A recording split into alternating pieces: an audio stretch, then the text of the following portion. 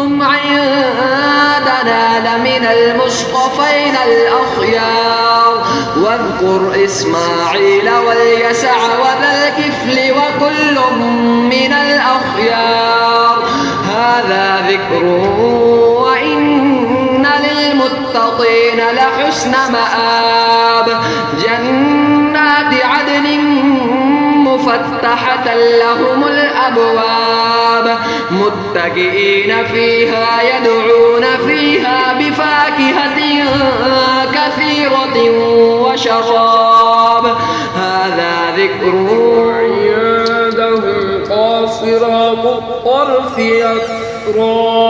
وعندهم قاصرات الطرف أتراب هذا ما توعدون ليوم الحساب